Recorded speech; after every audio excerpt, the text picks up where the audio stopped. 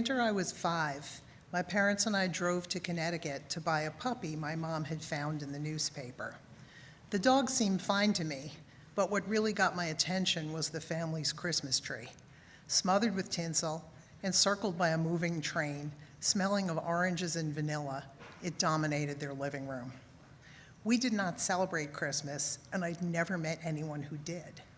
Up until this moment, I had thought of Christmas and its trappings, the elves, the caroling, the reindeer, as something strictly for television, a show with the same level of reality as, say, Leave It to Beaver or Mr. Ed.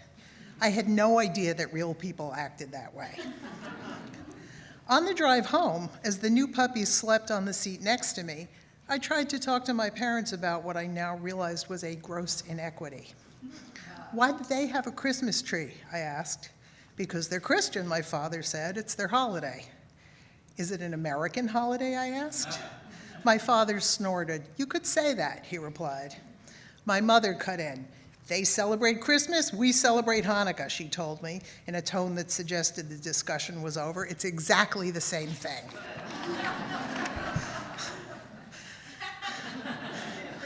Flash forward 20 years. It's December. I'm 25, and I'm meeting my boyfriend's mother for the first time. There's a tasteful white wreath on the door of her South Orange Tudor. I'm told she has a question about the holidays only I can answer. Although she lives within commuting distance to New York City, she has apparently never had this kind of unfettered access to a Jewess before.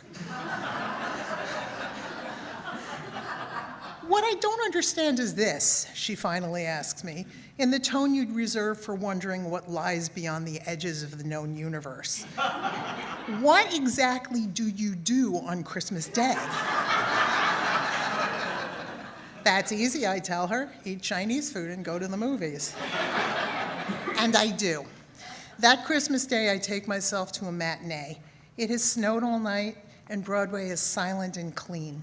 I trudge downtown to the Paris Theater and join a small crowd waiting for the first show. An older couple walks over to 6th Avenue and returns with coffees for all of us. A guy with a beard hands out warm banana bread. The theater opens and I head up to the balcony. As the lights dim and the velvet curtains part, I put my boots up on the railing and lean back. The guy with the beard is to my right, smiling in the dark. These people are my people. I have never felt so keenly that I belong somewhere as I do at this moment. Flash forward another 20 years. It's December. My husband, my 10-year-old son, and I are in our cozy suburban living room. They're decorating a Christmas tree with ornaments gathered from our life together. Behind them, in the bay window, menorah candles glow. My son pulls a homemade ornament from the box and hands it to his father. It's an old one, a smiling self-portrait in a lopsided frame made of popsicle sticks. My husband hangs it near the top, and for a moment they look at it together. With a pang, I understand that this child, repository of my hopes and fears, inheritor of the blood of survivors, has feelings about Christmas that are, unlike mine, joyful and unalloyed.